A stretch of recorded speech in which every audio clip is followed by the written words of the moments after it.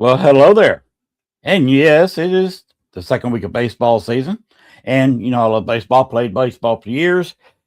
So, where I'm standing right now in my baseball, the Braves are not doing that great. The Cubs are not doing that great. The White Sox, hmm. Oh, well, I tell you how well I am doing. I am leading 6-4 with Haunted Wax Museum players. My Bachelor's Grove Ghouls are 6-3 right now. Grand Slammers Breakfast Club is 21-7.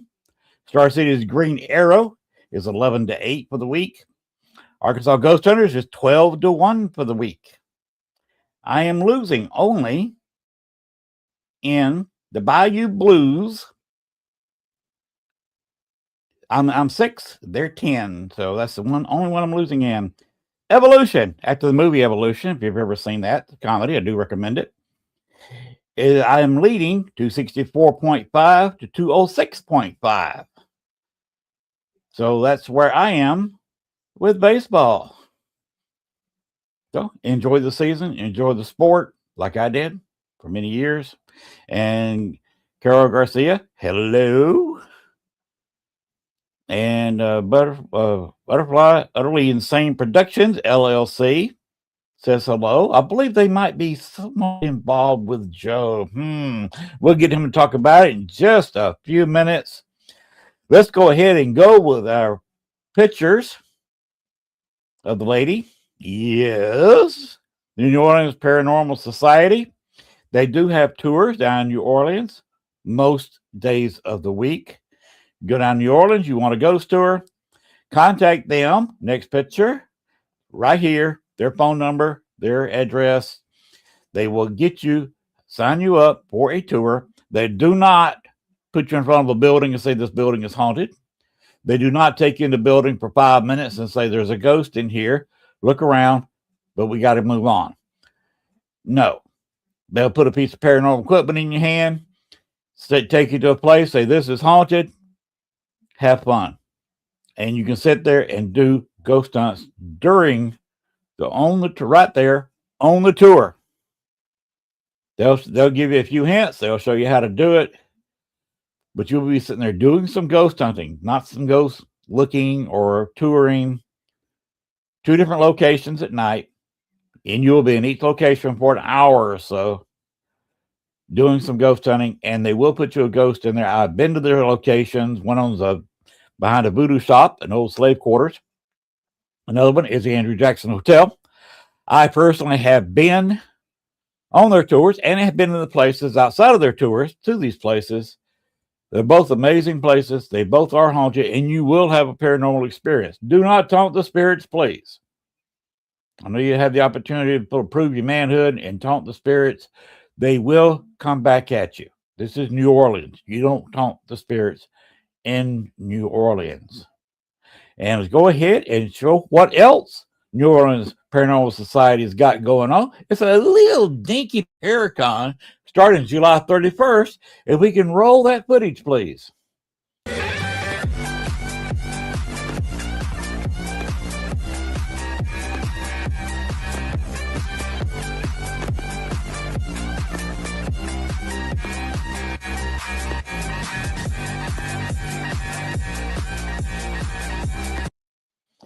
Those of you who didn't get the gist of that, because it is a quickie, New Orleans Paracon it is opening for business.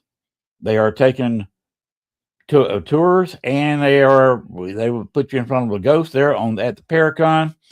Our very own Electriana Terry Brown will be in that slave quarters behind the voodoo shop.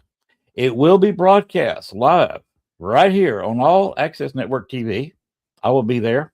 Several of the other Gwen will also be there, and you'll see her a little bit later.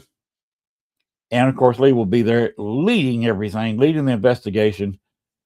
But that doesn't have that many openings left. If you want to ghost hunt Electriana, please go ahead and purchase your package now.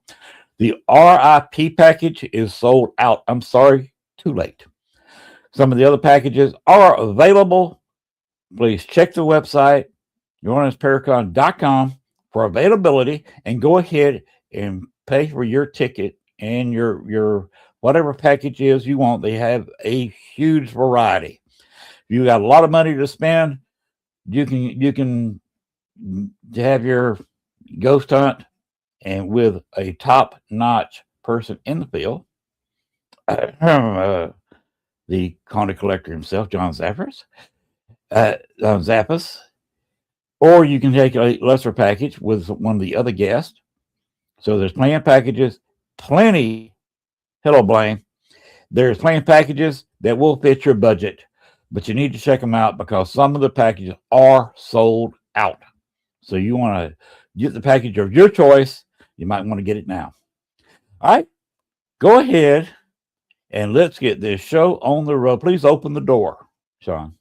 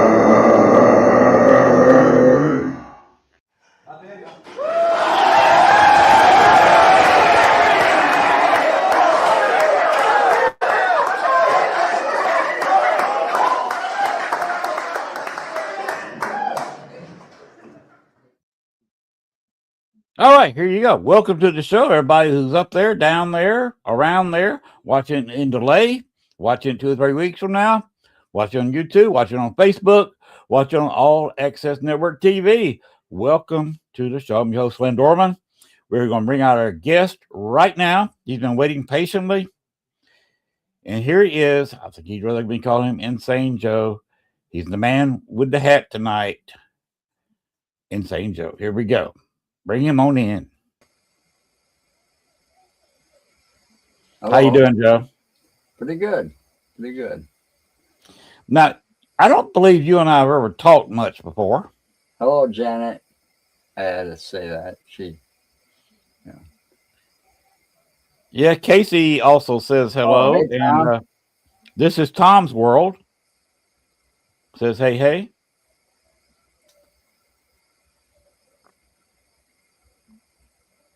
Joe Aldrich says hello.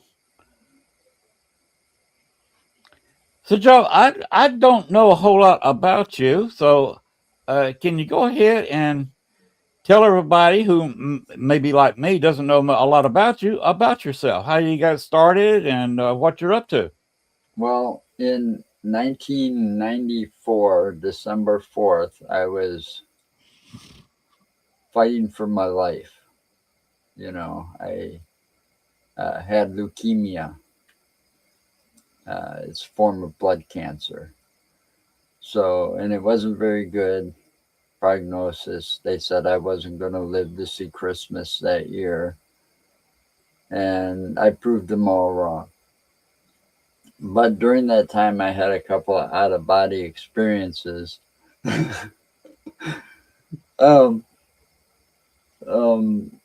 You know, and so it kind of made me keep an open mind, you know, because of what I saw, you know, and not to be too specific, but I had an out-of-body experience, and I saw my mother in the waiting room having she was at that age where she had heart problems.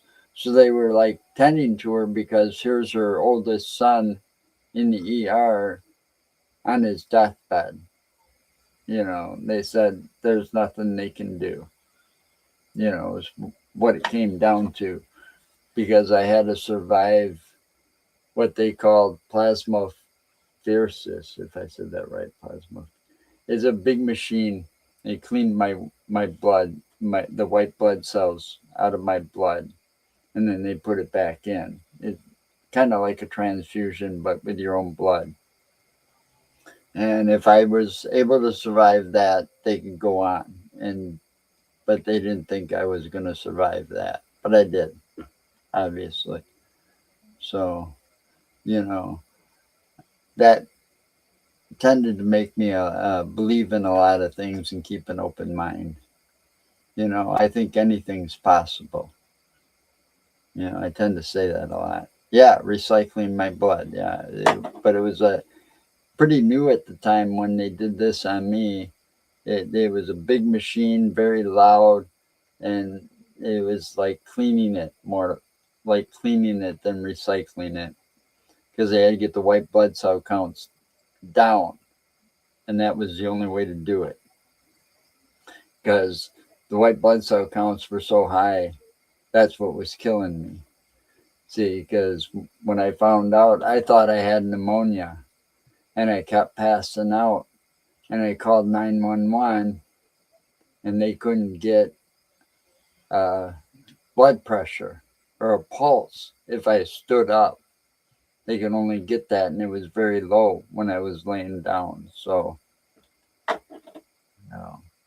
it was a rough, rough path, but I survived it. I had to go through a bone marrow transplant and all of that.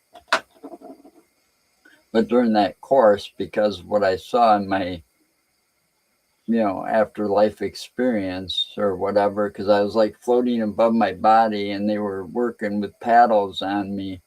But what I saw in the waiting room, and then have all that get told to me when I come to, yeah, mom's not here right now. She's being worked on in another room, That's what my brother told me and stuff. And it's like, wow, that was real. It wasn't just a dream. You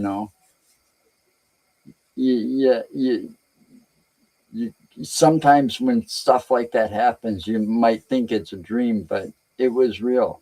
I mean, what I saw and the way I saw it, it was obviously real because my brother told me what happened so that I didn't, start asking where my mom was. Because at the time it was just my brother, my stepfather, and my dad in there, you know. And she was nowhere, but my mom was like, for me, as a mama's boy, I grew up a mama's boy because my dad was an alcoholic, you know. So I was real close. My mom and I were like best friends. I'd tell her anything. So that was a rough time. Obviously, this got you into the paranormal. Yeah, it did. It made me believe more and believe that anything's possible.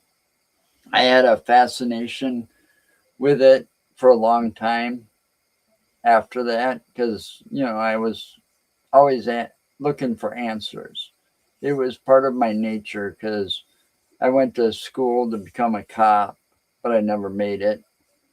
All right, I had, life happens, real life happens. I got knocked down with cancer, and, the only thing they're going to let me do is a desk job, and I didn't want to do that.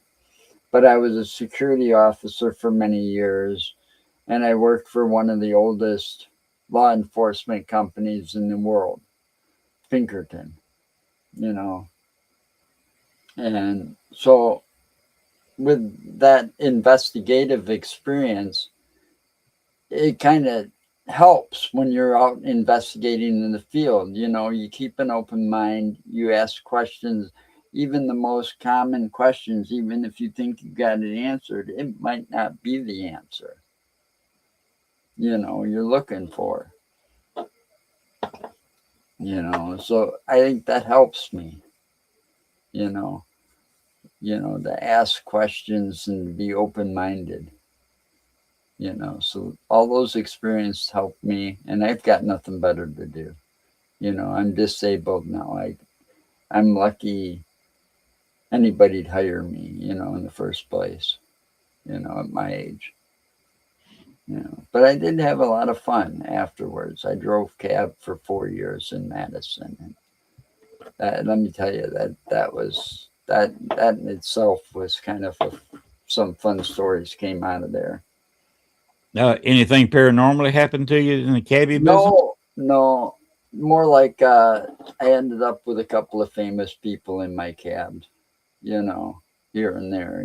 There was a Kiss concert, and I worked after the Kiss concert was over. I worked it into the morning, and I ended up at a hotel to pick up 3 people and take them back to where the venue to what was in the basement. And there, I had Ace Frehley in the back of my cab with 2 roadies.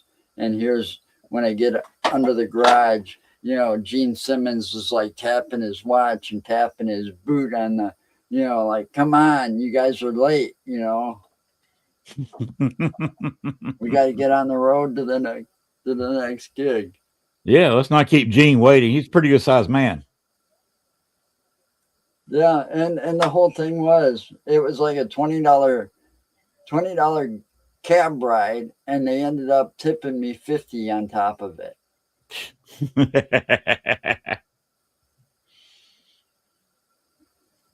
Well, didn't Ace? Didn't he pass away just a few months ago?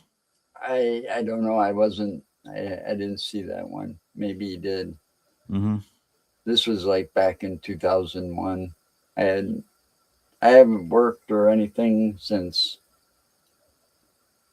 The last time I worked was 2008. In the cabbie business, I've heard stories from different people that's been in that business. They say everybody's got a story. It's crazy. I've never done it myself. I've often looked at it, so that might be fun to do. It's never got the chance. Well, I always had money in my pocket. That was it.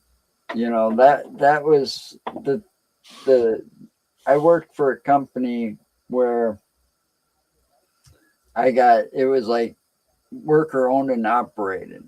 So cab drivers got a percentage of the meter. We didn't get, but we got to keep all our tips. I got tips every day when I was working. So I had like 50, 60, sometimes 100 or more during the week, and 300 plus on the weekends in tips alone. So the money was good. But the heartache part of it, I don't know if I'd call it heartache, but the stress of the job, because you get road rage real easily, and some of the morons you get in your cab are sometimes not worth the money. I got you. When did you do your first paranormal investigation? We did that in 2019. Okay. It was March of 2019. We went out to Sanatorium Hill in Madison. Okay. It was it's like a government building now, like Department of Welfare or Workforce Development or something like that. It's all their offices. But in the early 60s or before that, it was like a TB hospital. And I got stories from somebody that worked there that told me that every time they went down into the basement to smoke a cigarette, they'd hear noises. And one time they had an old wooden, the older wheelchairs are made out of wood. Right. And she said it was in the in this one hallway, you know, where they put all this old hospital furniture and stuff. And he's like, she said it just come rolling out. Scared the, she said her and her friend just went running back upstairs as fast as their legs could carry them. Oh, wow. I never was able to get into the building though, because of all the government red tape you got to cut through. I tried, but we did go onto the property and, you know, survey the outside. And more or less, that was kind of like a debunk because I wanted to prove that what this YouTuber showed was just a person walking across the field at night. Because, you know, it's like you got to kind of know your location and your surroundings, you know? Right. And I grew up there. I used to sled down this hill when I was young, you know, because it sits on top of a big hill in Madison. And I used to slide down that hill and stuff, but I knew the area so well. I says, I'll bet you that somebody that lives up behind the woods, they cut through the woods and cut through the yard to get to the only store that's open after 10 o'clock at night. You know, the PDQ that's down on Northport. And sure enough, I reacted that same thing, and it looked exactly the same because of the lighting. You know. Janet Ramsey has a Yeah. question for you. You see it? Yep, I would go in. My curiosity would always get the best of me. I don't have, you know, I'm not going to say like somebody I know that, yeah, I got a fright response, you know, or flight response, you know, but I ain't going to run and off of anything. You know, I hear somebody scream, you know, I'm going to go investigate and see what it is. Maybe they need help, you know. But I see something coming down behind me like a bat, I'm out of there, you know. Man, I hate those things. I used to work at Railvac, and at night you got this very narrow way to walk down, and I had to walk down there as a security guard, and there would be hundreds of bats on the walls. Oh, wow. And the only way to keep them on the walls was taking the mag light out and shining it down that, you know. But every now and then they get a little gutsy and they take off and kind of flick you on the back of, you know. I was always wore a baseball cap, you know, that said security on it. Right. So they didn't get caught in my hair or anything. You know, I was always afraid of that. But yeah, I hate things that fly around my head. That would drive me nuts. If I saw Bigfoot out in the woods, I'd probably be frozen in, you know, awe. You know, not to run away, but I'd be frozen in awe, and I'd probably miss my opportunity to get a picture. You know. And that could be why all the pictures of Bigfoot are blurry. Yeah. People freeze for a couple of seconds and try to get their camera up, and their hands are shaking so bad they can't take a decent picture.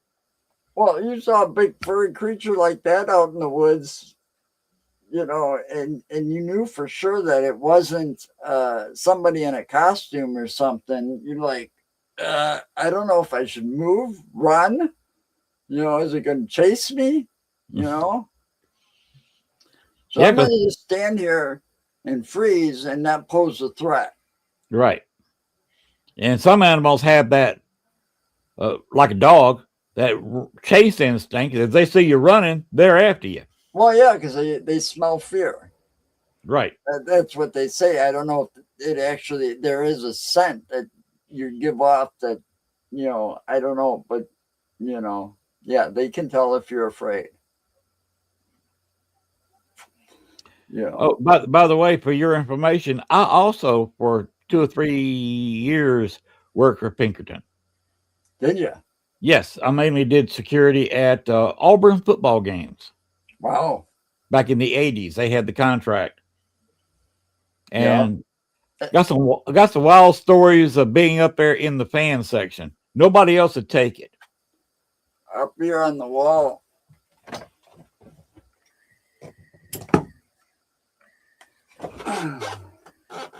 There you go.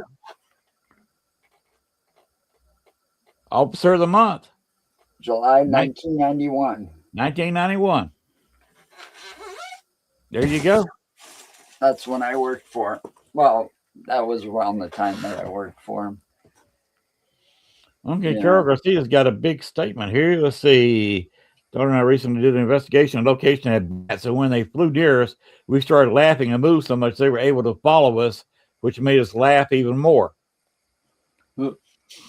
True. They will follow you because they're actually bugs that's following you.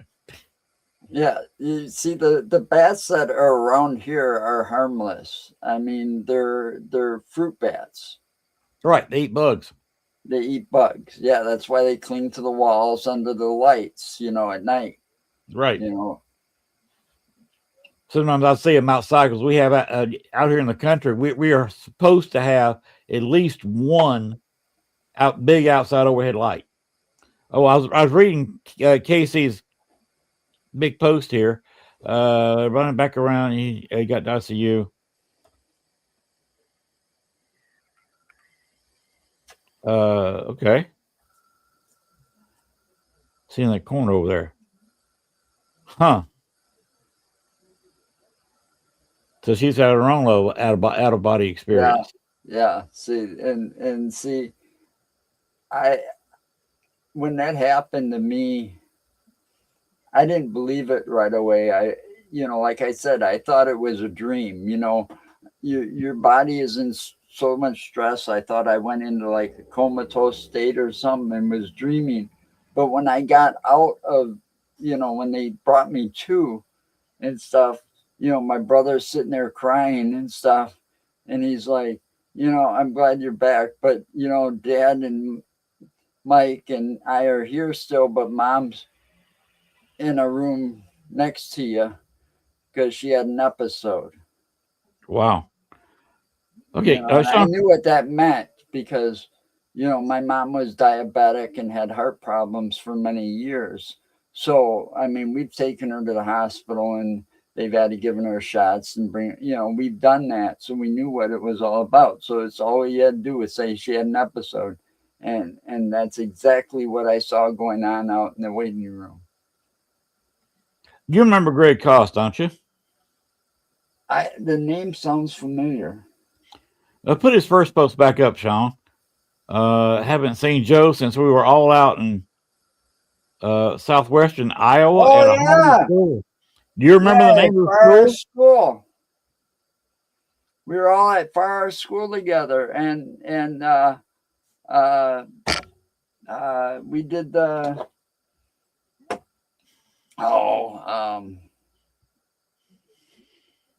music. The day the music died, we were at the crash site, Buddy Holly crash site. Buddy Holly. Yeah. Buddy Holly, the Bopper, and Rich Ballas.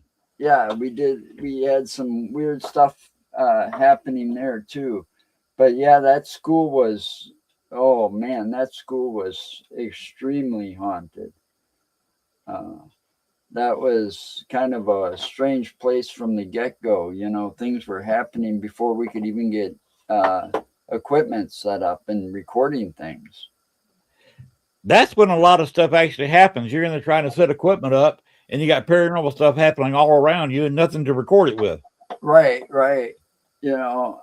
And, when we first arrived at that, it was my wife was with me. She usually is because she does all the driving. But, I had to bail out of there like within the first 5 minutes and go outside and sit in my car for a second or two to get because I started feeling really sick to my stomach and all this when I walked into the school. So I had to gather myself, go outside, gather myself, and then walk back in. But that place had some weird, I had a guy that worked with me at the time, and he had set up all of his equipment, and he kind of provoked one of the spirits. Oh, And he couldn't get into his laptop no matter how much he tried. Every password he used, it was like, nope, not working. Then then his camera, we had the camera in the boiling room because Dale Kazmarek was with us. And Dale had this thing going, and we were getting all kinds of activity from it, with the voices and stuff. And he provoked it. His camera went dead. His batteries went dead. He had nothing from that day. And when he got home, he tried his laptop when he got home, tapped in the password, and it worked. wow. So they messed him up because he provoked. Yep. Uh, Yeah, Janet, the boiling room was insane. Yeah, it was. Yeah, it was. Janet had a question for you. Is that the most active location you've investigated, or is there another one? That was probably the most active. That was the one that actually, made me feel kind of woozy. So I had to leave for a while and then come back. So yeah, I would think that was the most active, out of all the places we've been through, But Are you in contact with Greg Cost at all on Messenger? I might be. He's got his own show, and it seems like y'all are old friends. You ought to get together with him sometime. So yeah, he might have been on my show once too. I don't know. I mean, I get it. I got it. I'm doing this by myself now. Okay, I got you. It didn't start out that way, but we'll just say that the person I had working with me we've known each other for quite a few years since I started driving when I drove cab back in the 90s. He and I kind of parted ways. That happens. So, and not to get too political on any show, but it's more because he started spouting off. You can't do that. You're trying to be a public figure, get recognized. You don't want your political views posted all over social media so that people can find them. Right. I'm a believer that unless you're working with the campaign, nobody's got any business knowing how you voted. It's a private matter. Right. My views I keep to myself because all those people they start it divided this country. Yes. And that's not the way we should be. No. And if you're a public figure and you go one way or the other, you're alienating half the people in the country, including half the people you want as a guest or be friends with. Right. So I have always not done that. I post my views on other things. I post my views on my medicine. But 90% of this country feel the same way I do. Where pot should be legalized. Across the board. Okay, Greg, Janet Ramsey says. Yeah, she was just on my show last Friday. Oh, cool. Yeah. Greg also had a comment that was relevant. He said, "Message me, Joe, and we will work it out." So if you talk to him on Messenger, y'all can be back sharing your stories together at that place. Sure. Joe's a great guy. He's a friend of the shows, and he's a friend of the networks. Cool. Yeah, Janet Ramsey. Yeah, I've known them girls. They've been on our show quite a few times. She's actually the one that founded Ghost Buzz magazine.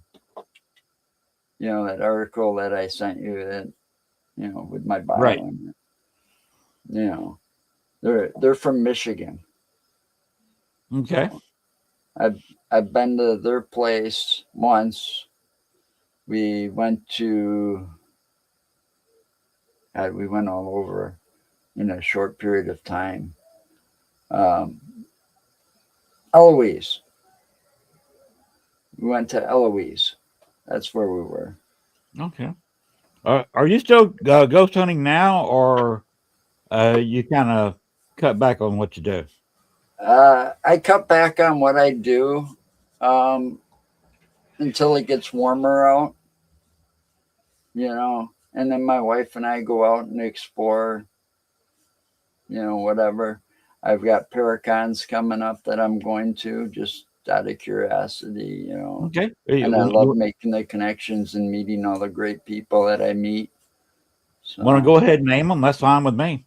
The most recent one is the one in that's coming up is like May 9th. And it's in damn it. I don't want to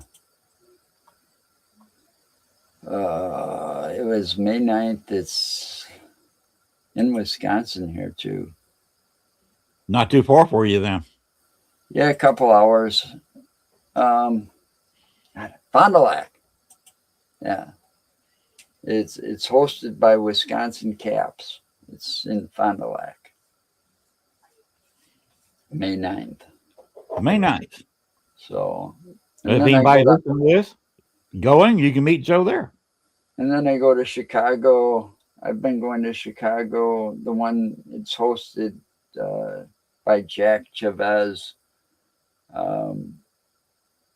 every year for the last 3 or 4 years now. I've been going down to that one. So, yeah. So I travel to Chicago at least 3 or 4 times a year. Do you know Nick Millay? Yep. Yep. And Tony Zabisky? I don't know if I know him, but I know Nick. Nick's a great guy. He and I used to be in the same paranormal group together. Yeah, I've met Nick quite a few times. Nick's a great guy. His father, Paul, is a great guy too. I haven't met him. I've met Nick. I've met what was the other guys that come with Nick usually? Tom Nichols. Oh, Greg, are you going to that one too on May 9th? 2 of y'all can get together and have a beer or something. Yeah, I'll be there showing off my truck. All right. So Greg's going. You can meet up with him there. That's cool. Because you just said meeting up with people is a thing. That's what these Paracons are for. Well, that's what it is. That's what it is. That's the biggest thing it's for. I mean, I go there and I walk around, okay, and I look at all the stuff that people are selling and so on and so forth. Sometimes I buy, sometimes I don't, but I look around. And then I go and I sat last year, I think it was, I had because I'm friends with the guy that did the one in Chicago. I became friends with him. I get tired of seeing, why can't you do something original? Everybody has to have a car and make it look like Echo One. Right. From Ghostbusters. Right. And I'm thinking, and they all get to park right up front and see everybody gets to walk in and see their car. Well, I went down to Chicago and I told Jack I was coming. I says, can I park up next to the building? And he says, I'll save you a spot. So I sat out at the picnic table most of the day after walking around in there with everybody. I sat at a picnic table with a whole group of paranormal investigators, and we were just having one hell of a conversation, It was a beautiful day outside. Well, it happens in June or July, I think that one does. That's when Paracons are fun, when you had the impromptu panel discussions, and that's what you're talking about. Well, you were at your picnic table. We were just sitting outside. Yeah. And there was like 10 of us at this table or close by, all talking about our experiences. Right. That's why I say it was impromptu. It was not planned at all. It just happened. And those are fantastic to either get in on or just to watch. Yep. I was I was not much of a public speaker until I did this. You know, I had before I got married, I had girlfriends and they'd like want to take me to a karaoke bar, and I'm like, I don't think so. You can't get me drunk or stoned enough to do karaoke. You know, but I did this thing once and I got some great advice from a guy named Lee Hampel. Uh, you might have heard of him from the stories of Beast of Bray Road. Okay. Okay. What was her name? She dubbed it. Um, Linda Godfrey wrote the book, the first book on the Beast of Bray Road, and she had the whole thing about this property with Lee Hampel. I met him anyway. He gave me some great advice because we did a little documentary on Beast of Bray Road. I've been out to the property that's been dubbed the Skinwalker Ranch of Wisconsin and stuff.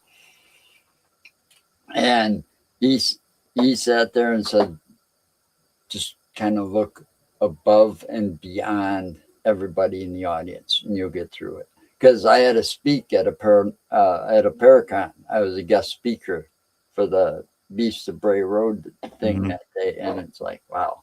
And I got through it. I was actually shocked that I made it through it. Well, according to surveys, most Americans fear public speaking more than they fear death. Yep, that's true. But and it's nervous. It was nerve-wracking, but I got through it. I mean, I don't know if I'd do it again. That was actually going to be my next question. Would you do it again? I don't know. I mean, maybe if it's on a topic I know, like I did the Beast of Bray Road, we spent so much time on that property and had so much stuff happen to us that I didn't even, I mean, I got it all documented. It's just, it's not out there for everybody to see, you know, because it's just way too much, you know. I mean, Can you tell us what happened real quick? Just a quick survey. We did an overnight investigation trying to, there was Dale Kazmarek, myself, and my friend, and we were there, and we were doing this overnight investigation because all the trail cams seemed to catch things at 5, 6, you know, right around sunrise, you know. So we were trying to catch this stuff on camera. Well, we were focused on a bipedal figure in the cornfield that kind of ran right next to the property. And Dale and I had it on his thermal, and we were looking and watching it, and the other guy went walking out into the hayfield area, you know, it's all cut down. So, and it started following him, and then we lost track of it on the thermal. So he gets back and he tells us that something was following him in the cornfield, and he's pretty sure of it and stuff. And we're like, yeah, you had something. It was bipedal following you. We don't know what it was exactly, but you know. And shortly after this happened, it was about getting to be about 2 o'clock, 3 o'clock in the morning. And, you know, we had all our equipment, you know, set up and everything. And the fog just rolled in out of nowhere, fast as hell and thick as hell. So we had to pack up. That's weird looking to start with. So we had to pack up because we didn't want to get the equipment damaged from the moisture. Right. And when we were out there with little flashlights, making sure we got everything, the fog dissipated as quick as it came in. It's like the land wanting us off the property before anything happened. Wow, that was weird. You know, and I haven't been able to get out there since, but that's another story. So. Okay, there was a question Janet Ramsey had for both of us. That's what Greg says about Ray Rose in Wisconsin, Yeah, South Wisconsin, I guess. South Wisconsin, yeah. But Janet Ramsey had a question for both of us. She said, "What do you have on your feet right now?" Not sure how that's relevant, but it's what she asked. Why do you want to know? How much have you been drinking to ask that question? Well, of course, Joe. Looking at your hat, I'd say cowboy boots. Yeah, well, I'm sitting at home, relaxed. I got slippers on. You got slippers on. Well, down here, of course, we're a bit further south in southeast Arkansas than you are in Wisconsin, and this was our third straight day in the 80s. Wow. Yes, I mean talking about mid 80s, 83, 84, 85 degrees, and of course it's cooling off now. We did have our mini splits cranked up, but what's on my feet? Absolutely nothing. I'm barefooting it. No, I'd be like that way too if it was like, 70s, 80s here, but it's still kind of cold and stuff outside. So, the floor's cold. The floor's kind of warm here, actually. In my foot, I got a plastic cover over the carpeting here. It gets cold here. But yeah, it's Bray Road, to be more specific, is in Elkhorn, Wisconsin. Elkhorn, okay. They had a movie about, didn't Sci-Fi make a movie? Yeah. The Beast of Bray Road? Yeah. Yeah, that was based on Linda Godfrey's book, I think. She was the one that broke the story on it. I mean, when I first heard it, I thought, and I drove down the road once. We drove down. It was full moon night, and it was actually, when we got there, it was thunder and lightning, not raining too much yet. And we drove down that road, and I could easily see how people's minds could play tricks on them, because there's no street lights on this road whatsoever. And it's a country road that runs for about 2.5 miles. That makes it dark, doesn't it? It makes it very dark. So if you see a wolf, which we have plenty of, sitting there eating roadkill on the side of, or a coyote even, and you're coming along and the headlights hit the coyote, and they're sitting there with their paws on the roadkill, right? They kind of lift their front end up and go like this. Your mind's going to play tricks on you. And the other thing that could be possible, and they say it doesn't exist, but I've heard plenty of times something doesn't exist, and all of a sudden here it is. It went extinct years ago, but here it is, living. Right. Is the dire wolf. Oh yeah, the great big wolves. That's not a direct relation. It was not a big normal wolf. There was a variation there. In fact, they say that latest research says they might not have been able to interbreed.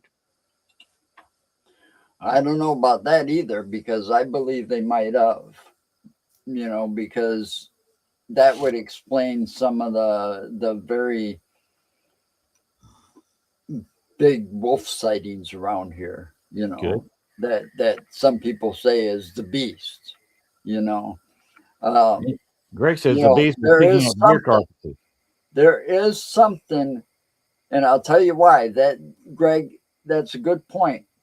If it was just a wolf, they would drag the deer carcass, right? A wolf would drag it by its teeth, or, whatever.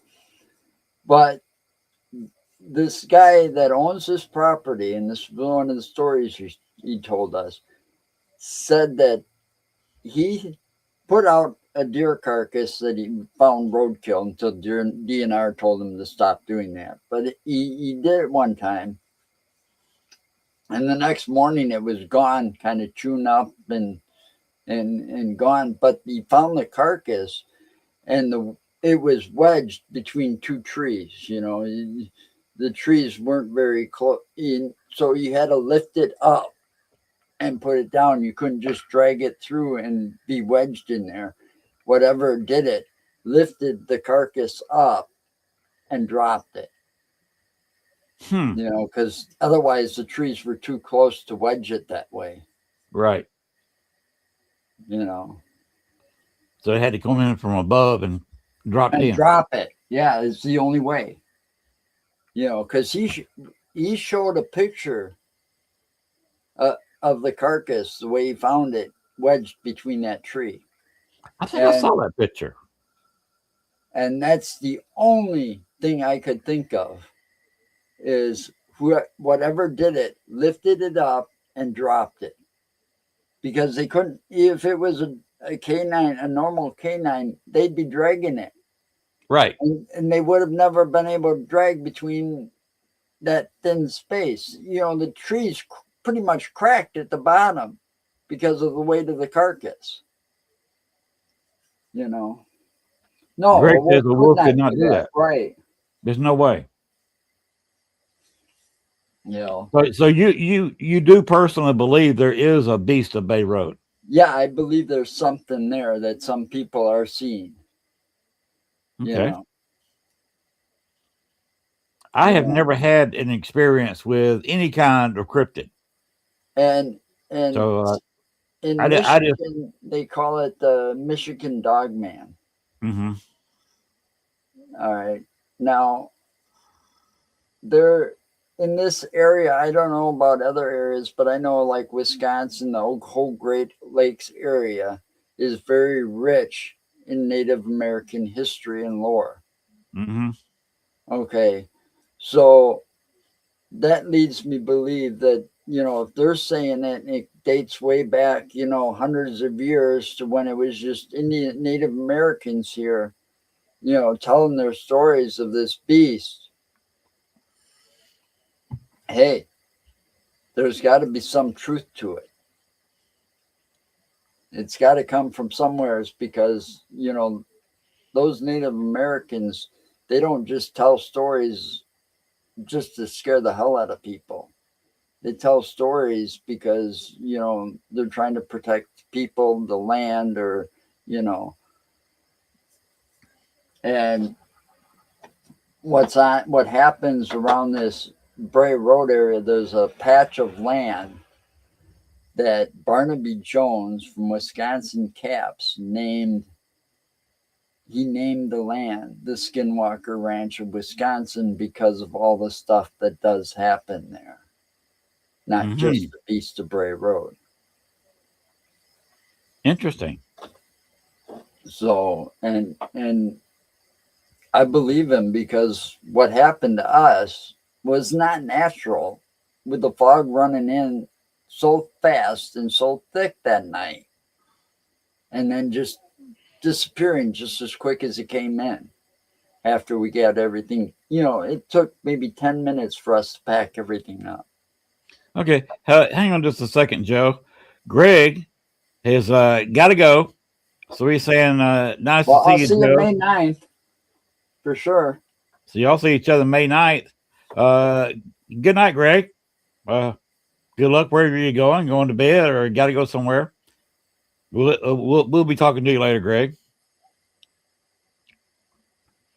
Yeah, I've never had a cryptic experience, so I just have to listen to people and go by what they say.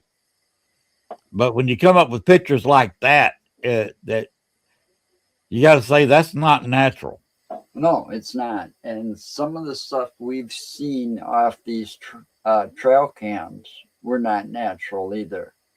You know, um, I had an experience where my wife and I were driving down the highway and I don't know where we were heading, but you know how those street signs, like the exit signs, some of them can be 7 feet long, they pretty big. Well, there was a bird on top of this one, and its wingspan was more than that sign. Oh wow. Okay. I don't know what it was. And I've seen just about every bird that's around Wisconsin,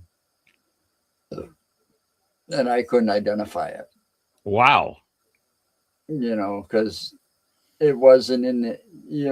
I mean, that's not the common area for the turkey vultures and the other, big birds of prey to be nesting. That's just Right. it was an unusual spot for something like that. And because I was a kid, I used to see them all the time out by Oregon, Wisconsin, on the big wooden posts. You'd see these big black birds, and they were turkey vultures and stuff. What I saw on the highway that day was not no way. It had no color to it except the beak was yellow, the yellow color. It was all black except the beak and, well, the talons, but you couldn't see them because feathers covered up the rest of it.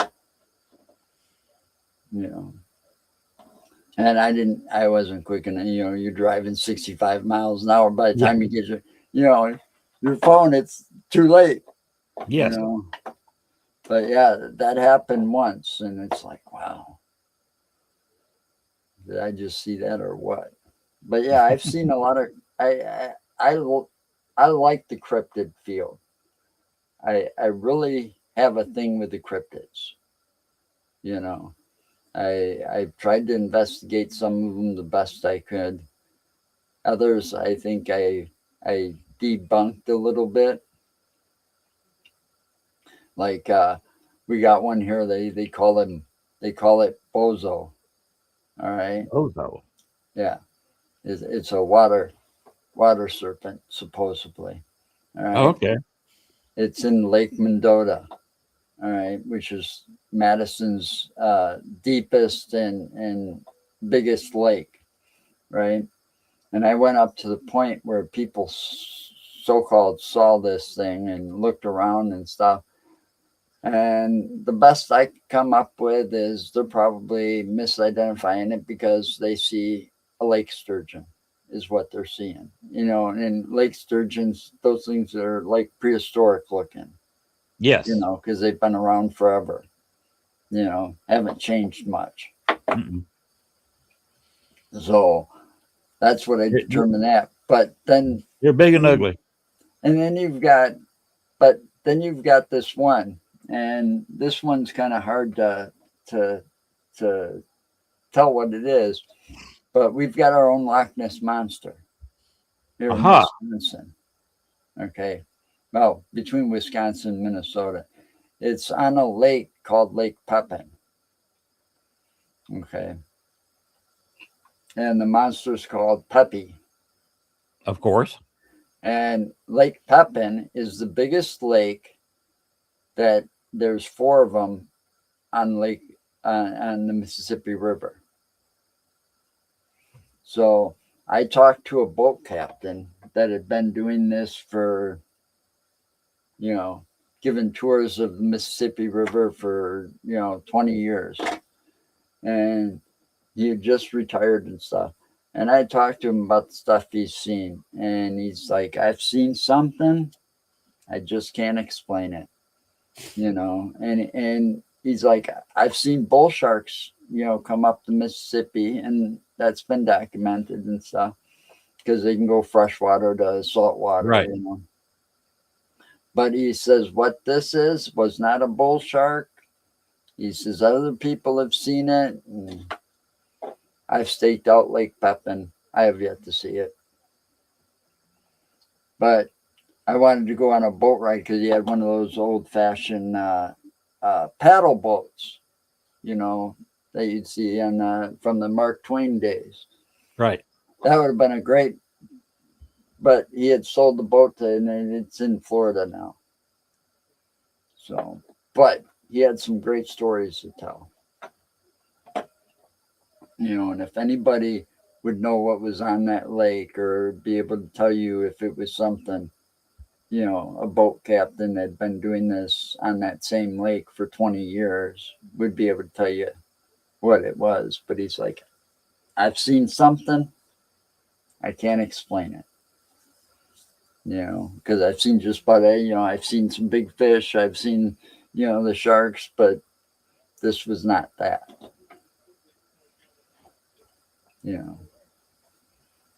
Well, have you got any upcoming investigations you're going to go on? Anything you want to check out? I mean, myself, I'd like to go back to Bray Road because I wasn't done with it, but that doesn't seem possible. But I'm looking into a couple other things. I've got the Paracon coming up in May. I want to go back out to Devil's Punch Bowl. Good night, Janet. So, and Devil's Punch Bowl is a really nice place to go. I just forgot to take our Skittles there as an offering. There's a couple places out that way, out by La Crosse, that I want to hit this year. And one of them's, they're mostly, I found them in Chad Lewis's book. There's, it's like Lake Meridian or something like that. There's a lake out there by the piers, and you'll be standing there. It's got something to do with a lady that drowned in the lake. You might see her if you go in and try to walk to the other side, which there's an island there.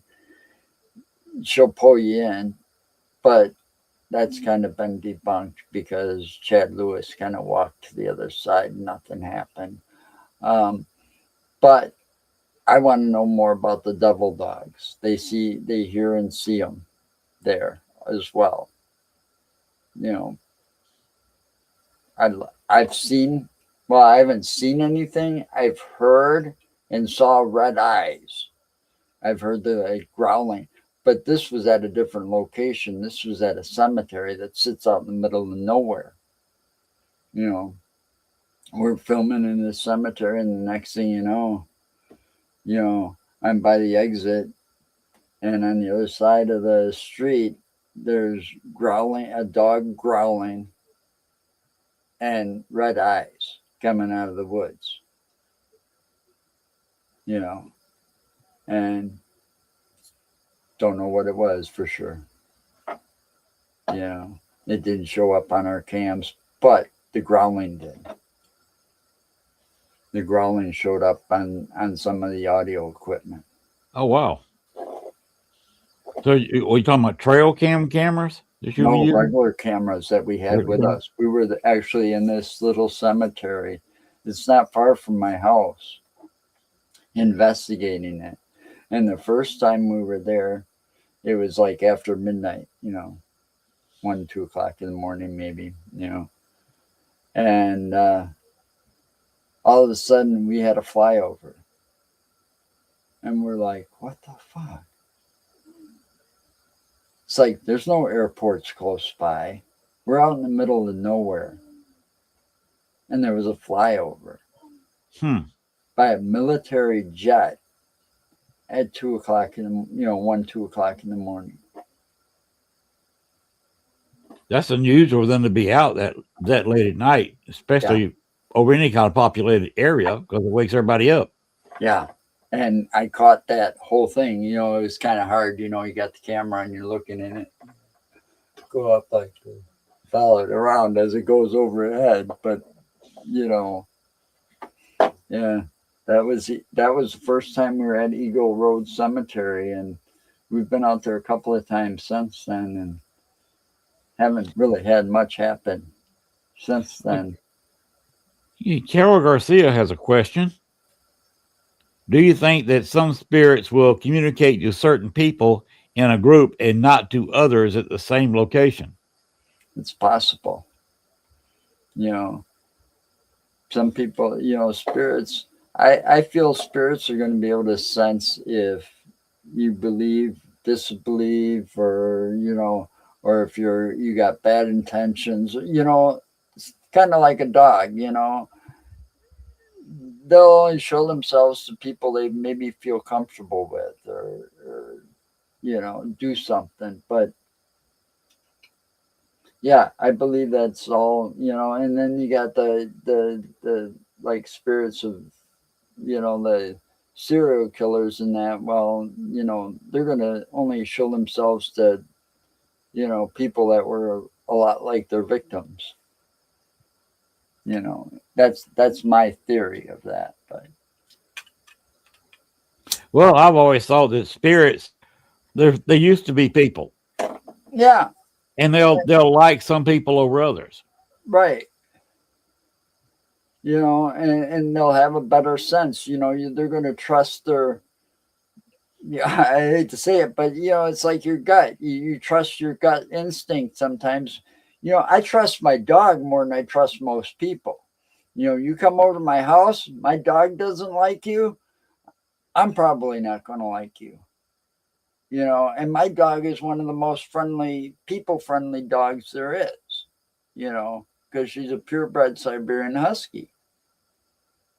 There's only been one or two people that she hasn't liked, and I knew that right away anyways.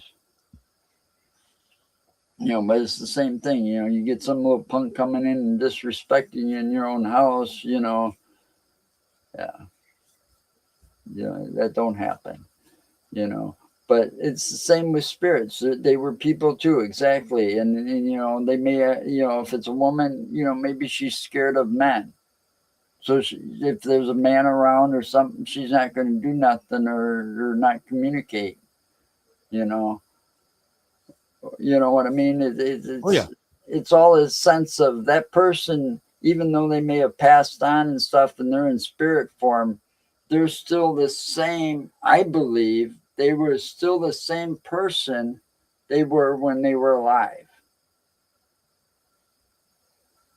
So they carry with them like maybe the same fears or dislikes, like all that stuff.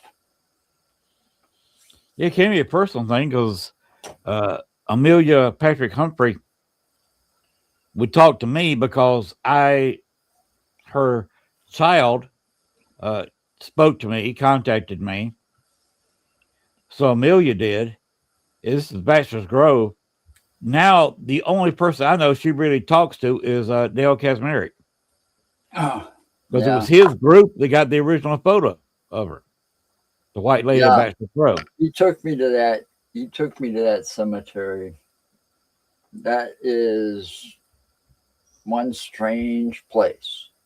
Yes. And I want to go back there and take some more pictures and do some more, but I don't know if I can find it again. Well, you get on the Midlothian Highway and you look for two cell phone towers. Yeah. You don't see twin cell phone towers very often. No. This is just got two cell phone towers are fenced in together, just within yards of each other. And Because you don't see that. we did what was it? The cemetery. There's a cemetery. Resurrection? It's on what is that road? I just had it the other day. I don't remember the name of the highway there. It goes right there between the cemetery and the bar. Right. And You're talking about Chet's Melody Lounge. yeah, yeah. We were at both ends of that story. We ended up at Chet's, and then later we ended up down at the Irish pub that Irish was Legend. across from that ballroom and stuff. Right. You actually saw, if you looked at my intro, a picture of the Irish Legend. Yeah, yeah. That's why I could remember the name of the pub we were in, because that was the bar. Yeah. Carol has got another question. How did you get the name of Insane Joe? Well, let's see. We started out and we decided to call this Utterly Insane Productions. We made a production company. And it started out as a Mark and Joe show, and we were pissing people off because we were talking about the three taboos that you don't talk about, religion, politics, and you know. Um, so we changed shift in 2019, and we decided I came up with insane asylum. I don't know how I came up with that. I just came up with the idea of we need to call our podcast Insane Asylum. And it was more because, well, my friend and I, when we got together, we kind of interacted and people laughed, because the interaction was funny. But it's because I just I like the idea, and we started floating around. Well, we're going to buy a straight jacket for me, and so on and so forth. And I don't know. It just came about, and I ran with it ever since. I mean, it's better than what my mom called me before she passed away. I mean, I was taken to a doctor's office one morning, and this was a little bit darker. You know how that goes. Yes. When you're younger, And I'm looking, and I'm driving my mom to the doctor's office. She looks over at me and she's like, I just thought about this. You look a lot like Charles Manson. And it's like, thanks a lot, Mom.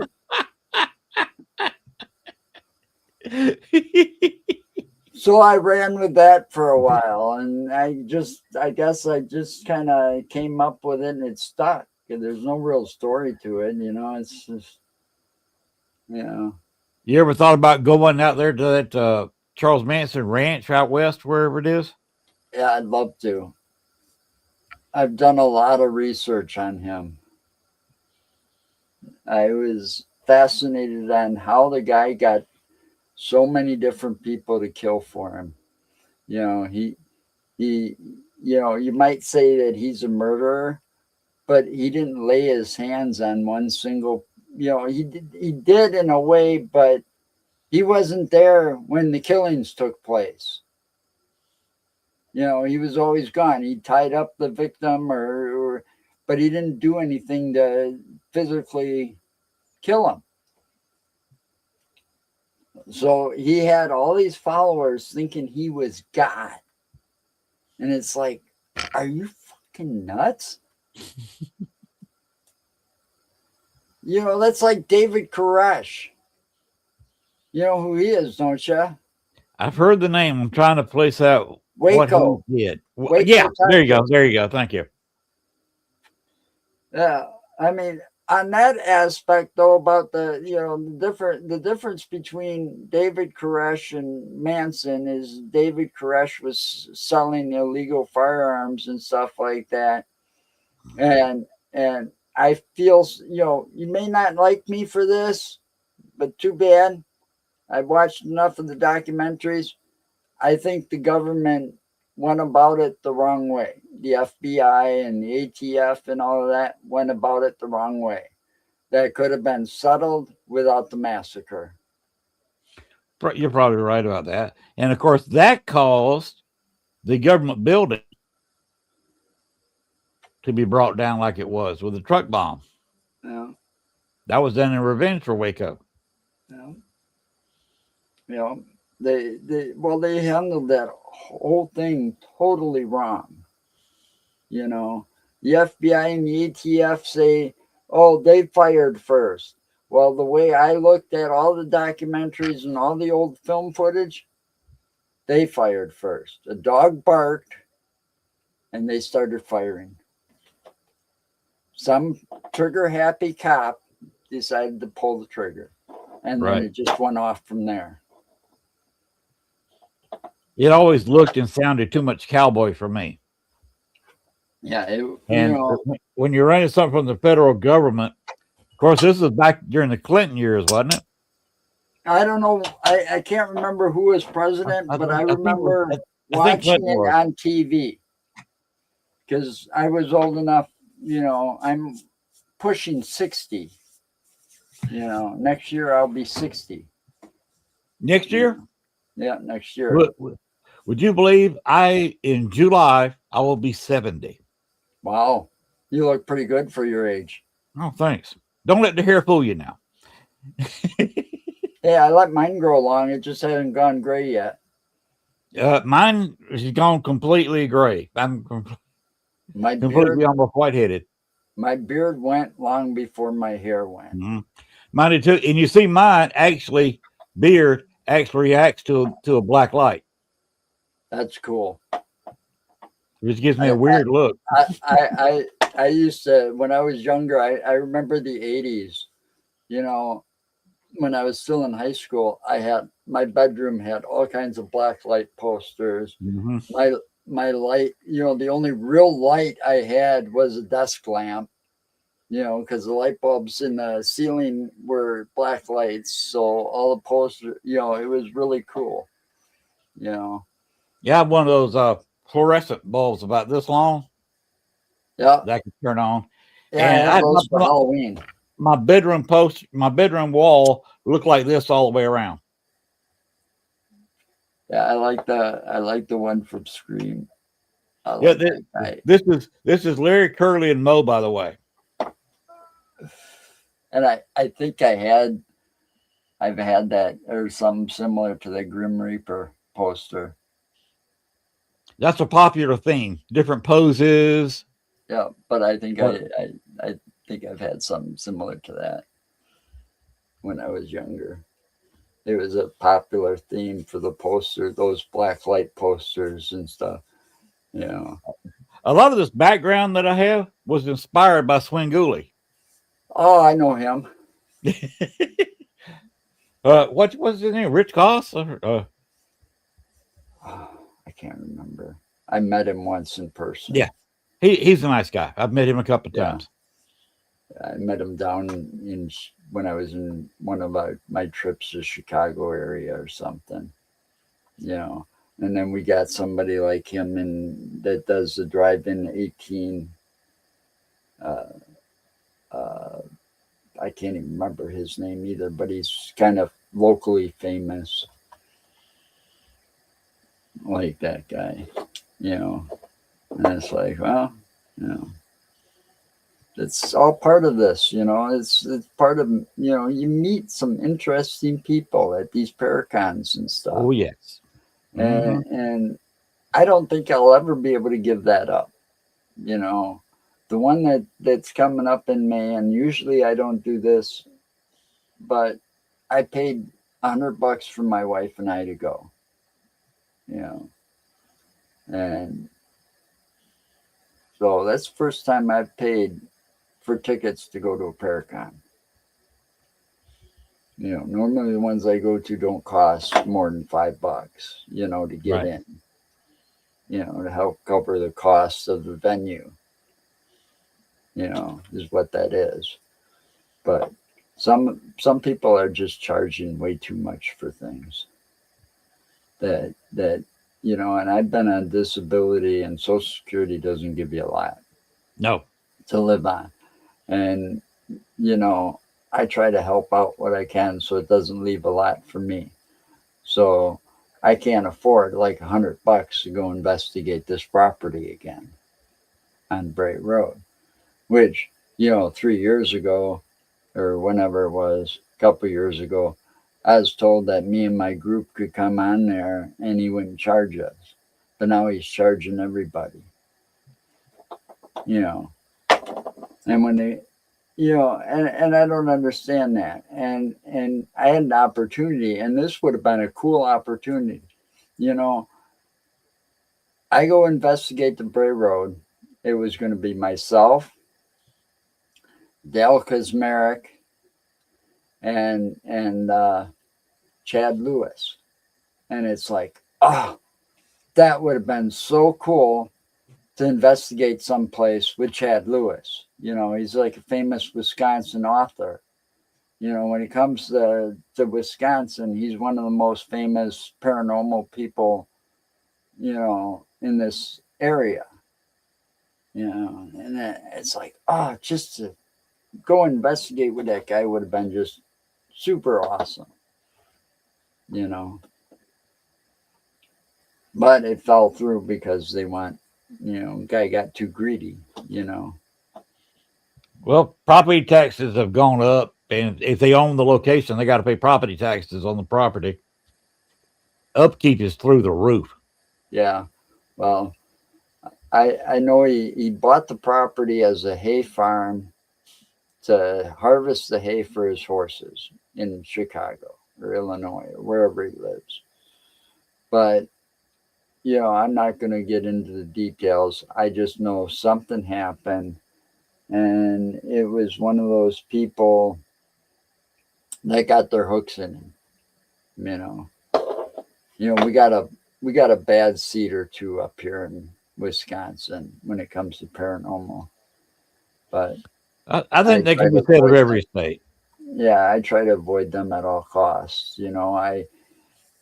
She did a thing on the Beast of Bray Road, and basically she was plagiarizing the book that Linda Godfrey wrote, and Linda Godfrey passed away before this happened, so there was no one to defend her. She couldn't even answer questions. She did this whole thing on the Beast of Bray Road, and people are from the audience are asking questions, and she was like, you know, pointing at somebody else to answer the question because she couldn't answer it. Oh, wow. And when her little thing was over with, I tried to corner her because I wanted to, after this, because I'd been there and I knew all the answers these people were, but I kept my mouth shut for the time being. And she bolted just as quick. She shows up on stage and then took off right after her thing was over, left the building, and it's like, yep. She But I basically think that took the person money and got run. there. Well, she did a Beast of Bray Road convention in Elkhorn, had it at a church. The food and everything was donated, including the church. She charged 45 or $50 a person, and from what I heard, it wasn't even worth it. Oh, You wow. know, and then she charges for she's all about making money, and I think she got her hands in the guy that owns that property to help him make money too. And that kind of sucks. Yeah. I've run 2 events myself, and all I wanted to do was break even on the money. Well, yeah, I understand that. I mean, I can understand paying for this, paying for that, but this guy makes a lot of, you know, I I just don't get it sometimes. People just get too greedy, you know, and it's not worth my time anymore. You Yeah, know, on one of them, it was a city-owned park inside Chicago, but it had a group that ran the area, called it Camp Douglas Restoration Society, and they sold pins for $5 to raise yeah, money. yeah, If you go in there and you tour the area, they'll say you're paying for $5, and you can say you were there. So what I did, I asked them for some pins, and they actually gave me a whole fistful of pins. Anybody who bought a ticket to the investigation that night, I gave them a pin, and that showed me if they had a pin on their hat, their chest, or whatever, that showed they'd paid. hmm And I knew, okay, they paid for it because I gave them that pin. And what I did off the ticket, for each pin that I sold for the number of tickets, I gave them $5 of the money, paying for the pin, that's pretty which good. raised quite a bit of money for them because I had quite a few ticket sales, Right. and that was more money in one night than they usually raise in a month.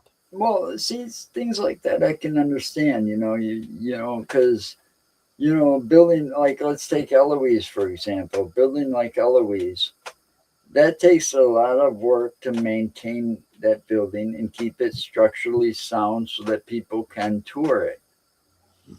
You know, and outside of the paranormal investigations that go on, they've got other events that go on, and they happen.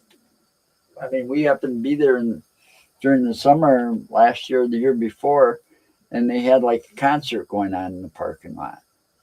They were setting up for a concert. You know, So they had other things to raise money. I can see raising the money to keep a building and to keep a location open. But then there's these people that do it just for the sake of being greedy, because the prices are so outrageous that it's more than just, $125 or $150 for an hour.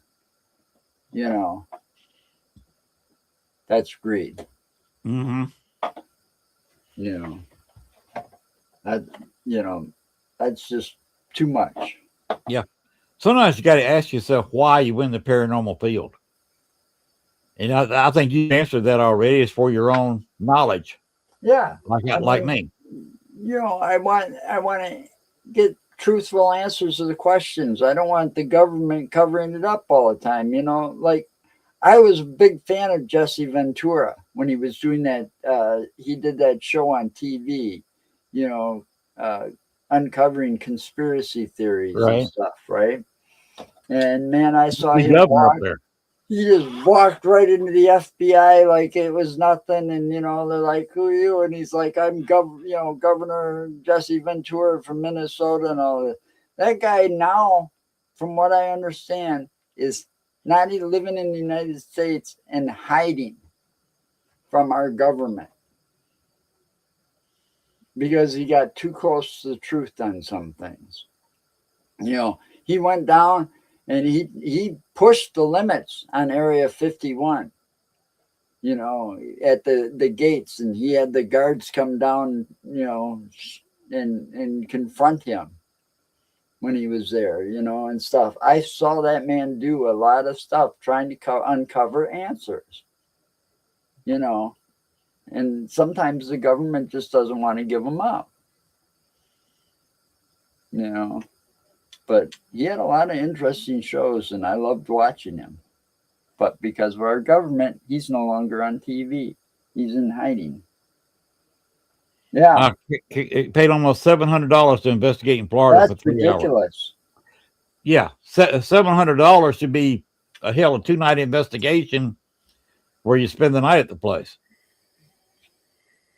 That's just I mean, I get some of that's just like you get so many investigators at $700 a pop, and they're going to make a fortune.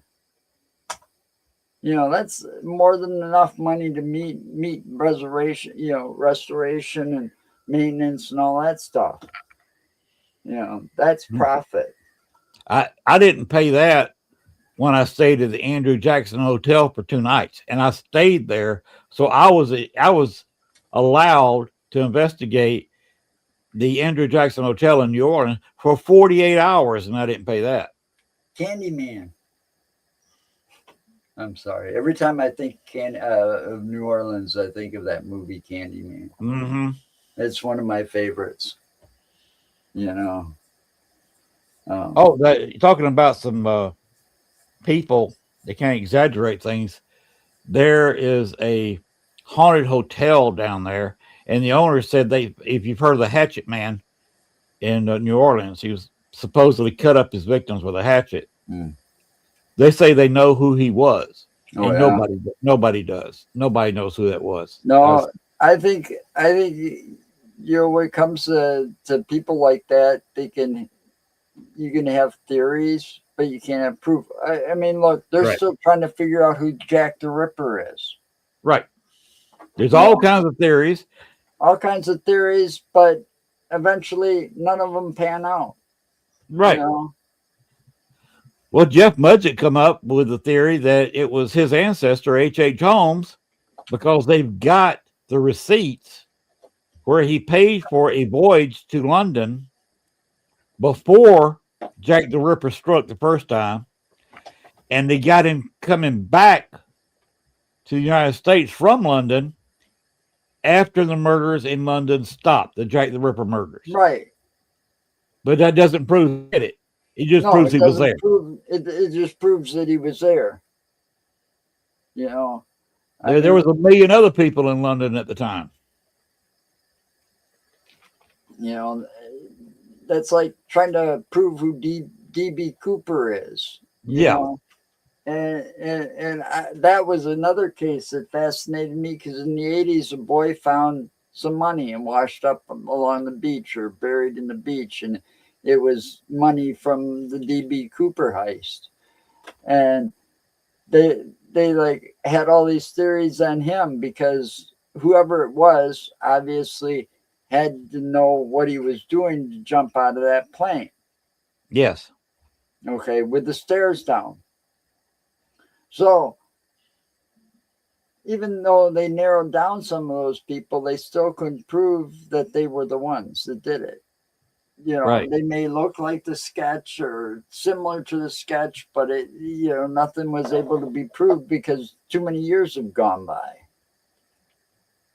You know, I mean, it's a fascinating case. Yes, it is. You know, I mean, Well, everything we just mentioned are fascinating cases. H.H. Holmes, the murders down in New Orleans, the Hatchet murders, the Hatchet guy, London. They're all interesting cases. Yeah, and you just had that here. You had that case where it was what was it? The girl said Slender Man or something. Yeah. She was in Kenosha, or was it Racine? Either way, it was right around the same area in Milwaukee. You know, and I seen that come up on the local news, you know, recently because they're charging her, and you know, or she had just been in court again or some shit like that, and it's like, you know, the Domner. Oh my God, that case baffled the hell out of me. Why they didn't catch on the first time? They had that guy running naked through the streets, and they took him back to Domner. You know, and it's like, are you guys stupid or what? The guy's impaired, drunk or on drugs, you know, and he found out he was drugged, you know, trying to get away, and you guys take him back to his captor. And you don't smell the smell that people were complaining about for days before this, you know, from his apartment, the odors. I thought that was a stupid, you know, I was there days after they, you know, taped it, they still had tape off in Milwaukee. I was down there during that time after they caught him. But I'm going, yep, he ends up in prison. Somebody's going to kill him. Sure enough. That's what happened. Got released in General Pop, and boom, he was done for. You know? There's a lot of interesting cases right now in the headlines. Everywhere is the Epstein files. Was Jeffrey Epstein actually a suicide? We have no proof. We you know, you and I can't prove either way. No. But it's an interesting discussion. Or was he murdered? Well, the thing is, you got nowadays, and this is just a theory, okay? Nowadays, you've got the mafia. They're still out there, okay? Yeah. And I believe that a lot of the mafia has got government ties or are willing to, you know, do business with the government. And if, say, the government or somebody wanted him silenced, it wouldn't have been too hard to do. No. You're talking about the mafia, and they know this, so they don't care if I say it. They own the car lot. I bought my car from the mafia. You know, about 10 and a half years ago in Chicago, I got my 2006 Magnum from the mafia. Well, it's just that it's probably not as publicly known about some of their business doings as it was, say, back in the 70s, in the early 80s, because I had run-ins with them for obvious reasons. You know, I didn't know if you caught it or not, but my last name is Carvello. Right. Which is Italian. Yes.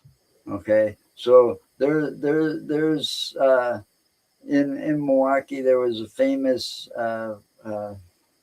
Ballesteri was a famous name out of Milwaukee.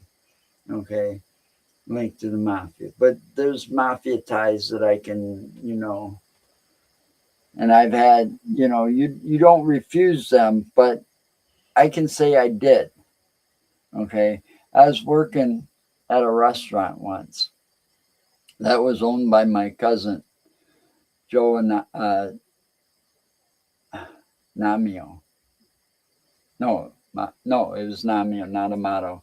Anyway, I'm related to both when it comes to the Madison, Wisconsin area.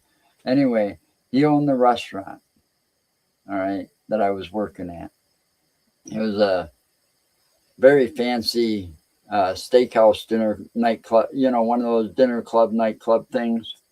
Right. And let's just say I didn't last very long because of the stuff. When the owner left, all hell broke loose. So I quit my job. And about 2 weeks later, I was working at Taco Bell down the road. So I was leaving Taco Bell and I was walking home, and it was about 3 o'clock in the morning. And the steakhouse should have been closed. All right. They closed at 10 o'clock. There were like 3 limousines standing out or sitting out in the parking lot, and guys standing next to them, obviously the chauffeurs of those cars, at 3 o'clock in the morning. And you tell me what was going on. Mm-hmm. Nothing good happens at 3 a.m. So anyway, I kept walking, and then I saw it again, and I got stopped. And he's like, "Who are you? You didn't see nothing." I says, "I never see nothing when I go by here, And he says, "What's your name?" And I told him my name, and then they took me to somebody inside where I was talking to my cousin. "Oh, you're related to Namio, Joe, right?" I said, "Yeah, he's my cousin." And next thing is like, "How do you want to? How about you come work for us?"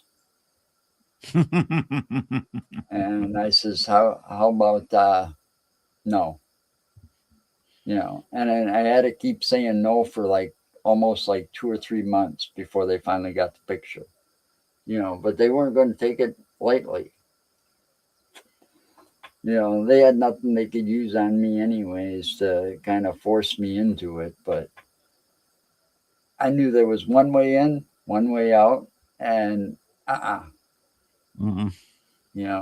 I knew there was a lot going on when I was a kid, because the elders, like my grandfather, my great uncles, and stuff like that, they'd all sit around the table and they'd be talking in Italian, and then somebody come in the room and he'd stop, so you knew there was something going on there, but you couldn't quite put your finger on what it was, But that was that was one part of my life that always scared the hell out of me. Anytime you're dealing with the mob is nervous. Oh yeah, yeah. And it's like, oh, you find out you're related to somebody, and it's like, Jesus Christ, I don't want to know this. It's bad enough I was related to this Irish bunch of criminals, that every time I found out I was related to them, somebody had a beef or thought I was one of them because I looked similar. My looks were similar because they were my cousins, But it's like, that's not my name. I've even got one of the cousins. He don't even go by, saying what his last name is anymore. He just goes by Jimmy K, hides the last name because they were a bad group, and it's like, man, but it did help me when I was a kid. Somebody wanted to screw with me and they were bigger than me, I'd mention that name and it's like, oh, yeah, we don't want to that kid, We're walking away. Well, Joe, I think it's about time we started winding up. Would you believe we've been at it for an hour 40? Wow. Uh, Time flies where when it's fun. where can people find you if they want to contact you? Right now on my Facebook page, the Insane Asylum Podcast.com website will be back up soon. Okay. Are you going to get back into the podcasting game? Well, I am, but I changed banks. So, I had to switch some things around to my bank, so the websites didn't get paid. So I'm only bringing back the one, but they were just duplicates of each other. And it's easier for people to remember, and it's on the truck. So, but yeah, Insane Asylum Podcast. It's got the links to my YouTube channel, Facebook page. It's where you can find me. I go live on Fridays usually when I have a guest. I've been kind of lazy about it lately. I got a PlayStation 5 for my birthday, so cool. I'm kind of playing around with it. There you go. So I'm waiting for this weather to get warmer. It's not going to be in the 80s tomorrow. It's supposed to rain. Hopefully, it's going to cool off a little bit. Well, I wish I guess what it should have done is got a shoebox, scooped you up some 85-degree air, and sent it to you. Yeah, it's only gotten this 57. Hey, that's as low as our lows at night. Yeah. We still get in the 30s at night. Wow. Yeah. Yeah. It got 7. I think it got up to 70 a couple of times last week. Didn't last long because of the rain, and it's just waiting to get out of here. Yeah, I only live about 6.5 hours away from Bourbon Street. Wow. Party all the time, huh? Well, 6 or 7 hours. For the Paracon you saw advertised, Lee is going to be one of the guests, the owner of this network. And by the way, I think Gwen will take an application for a show if you wanted to be on this network. Sure. So you can talk to her. She's got some paperwork she needs filled out, and if you wanted to talk to Gwen. I don't know if Gwen's in here or not, or whether Sean is still producing the show. Who's there behind the scenes? Maybe nobody. It's Gwen. It's Gwen. And Sean. I'll be right back. I gotta run out for a second. Get a soda. Yeah, it's both of us. I'll be right back. Okay. All righty. Gwen, since we got you here, the guest stepped away for a minute.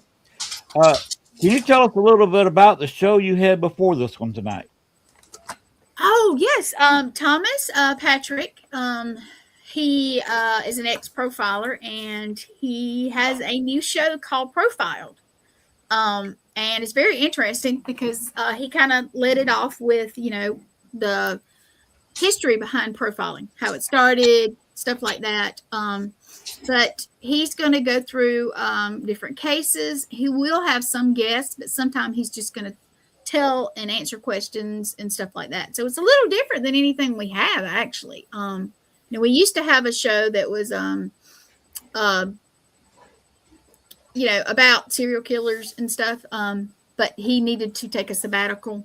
And we kind of, and then he wanted to come back with his own thing, which he's been wanting to do that show for years. So it's a big deal. So you guys, Thursday night at 8:00, we're going to name Thursday something because we have Wicked Wednesday, Manic Monday, and Lone Wolf Sunday, Sean says.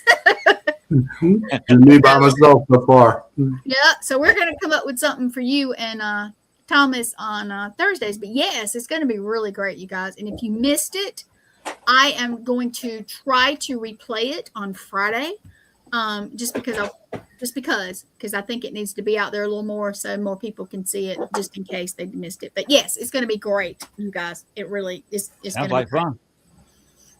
I'll be listening once in a while. Good, please do. Even if you can't listen to the whole thing, pop in and say hey. If you listen and you can, say hi. You usually catch. I try to catch on YouTube because we're trying to boost up the YouTube ratings Yes, so we people are. know we're there. Yeah, That's sorry hard to guys, do. I'm not being nasty. The pollen is horrible here, and it's just it's Uh, aggravating. My nose is you're- itching and everything. Really quick, Gwen, can you tell Joe what he needs to do if he wanted to have a show on our network? Just talk with me. Talk with me, even if it's not tonight, because I know I've got some stuff I got to do. Message me like maybe tomorrow, and I'll get you some details. And if you're interested, and we'll get together and see what's up, and see if we have a day that'll work for you. Okay. Yep. Just get with me. Get with me later, and so I can be clear headed. Because right now, I'll be real with you. I'm a little sniffly and tired. We ain't got any rain down here. Pollen is horrible, and I cut my yard yesterday. Which I for wish Joe's I had- information, What? it's a 2 acre yard. You mowed yesterday? Yeah. Oh yeah, my yard needs to be. Sean, if you want to come down for a couple of days and just take care of my property, and I ain't even close to mowing yet. It's starting to turn green right now, just barely. Joe, I think is ready to come down south. Me telling him it's been in the 80s the last 3 days here. well, it is. I'm looking at it now. It's 67 now, and it's 11. That's still warmer than here. Yeah, and let's see. Tomorrow, I'm looking at it now. It's supposed to be 82 tomorrow. It was about 80-ish today. Sunny, pretty. We're supposed to have rain Sunday. What in the world? Yeah, you Sunday you get the rain that we're gonna have tomorrow. Well, it's also no. I'm looking at it, and Saturday it has a. Oh no, I'm doing something outside Saturday, so it needs to stop. Yeah, it's gonna be clear here for the weekend. Friday's a washout. Friday and Saturday, it's supposed to be only in the 40s. Wow. 48 and 47. Joe, where are you located? Possible rain on Saturday. Where are you located? In Wisconsin. You're in Wisconsin too. Okay, I was there a lot last year. I'll be back soon, actually. Don't they have a bearded Brothers Brawl, and I'm going to that. Yep, Sean's coming. I'm flying in for it. What? A what? Bearded. It's a bearded brawl. But the bearded, okay, Sean, they're going to kill me. They have a company, but it's all the proceeds are going to veterans. I don't know which programs right offhand, but that's going to be at Broadhead Manor, right? Broadhead Manor. I love that place. It's like my home away from home. And Joe, you been there, Broadhead Manor? No, not yet. Oh, I love it. I absolutely love it there. That's not too far from you, should it? It's only 2 hours and 15 minutes from here. A couple hours, maybe. It's in Broadhead, Wisconsin. It's probably an hour from Madison, because I flew into Madison last time and went there. Yeah, I'm from Madison originally, but I don't live there. I haven't lived in Madison in 10 years. Yeah. Well, I like their airport. That's about all I can. And I stayed there in a hotel. And so that's all I can tell you about Madison, really. But we actually stayed in. I flew into Madison and I stayed in. Oh my goodness! It's on the outskirts, and they called it something different. I don't remember, but yes, it is going to be in Madison. Well, so yeah, I guess it was. I get a little confused because I'm not familiar with everything. I'll start. Well, hopefully, I'm going to a outside rock concert on Saturday, so the rain needs to hold off. Yeah, because I haven't got to do anything like fun outside yet with the weather and stuff. So, well, Joe, I appreciate you coming on the show tonight. And Gwen, you can go ahead and go. Sean will take me out, won't he? Yeah, well, I'm here. I've been in the background, but we just kind of hanging out, chit-chatting. So. Okay. But yes, I will let him take you out. I'm gonna just pop in the back. There you go, Sean. I was looking for a card because I was at a Paracon. When was it? I don't know. It was before the winter hit last year, and the guy gave me this card because of my beard and stuff. And it was probably these guys. And I was looking for the card and I can't find it, but I've got a whole mess of cards from those things. Yeah, I do too. You know, I never know where they, you know, I have to, people go and recognize me, see, because of the hat. Yeah. So when I get out, I see people, well, now he'll recognize me because we've been on this, it didn't take, unfortunately. Took me 5 years to get this guy as a guest. Oh. I get him as a guest. We have a great show, and it doesn't take. It's not on YouTube or Facebook or nowhere. Oh, Wow. Wow. Yeah, and come to find out, it was not even my fault. It was the StreamYard or Emux or whatever I was using. Oh, it's our fault. And it's like they couldn't even get it back or find it. And it's like, you know how hard it was to get this guy? Because he's like a very famous author from Wisconsin. Oh, wow. You know, especially when it comes to paranormal world. Oh, wow. He's also been on TV quite a bit. And every time I go to Chicago to this one Paracon, especially the first time, because he didn't recognize me right away, but now he sees the hat and he's like, hey, come over here. I want to talk to you, you know. Every single time I go down there. And it's like, damn it, now I got to go down there this year and tell him, well, the show didn't take. And, Oh, you know, man. we got to try it again. Mm. Yeah, these guys are called the Bearded Brothers. Yeah, I think that's what it might be. I'll have to look for that card. You're going to have to get it to Broadhead for one of the Paracons he has there.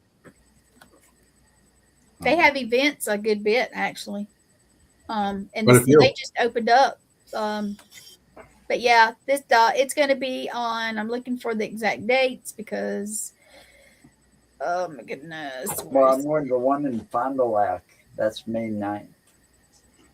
Yeah, there is one. My friend Christina, well, she's actually on the network. She's going to be involved in that. It's June the 5th is what we're going to. June the 5th. I'll be in Chicago.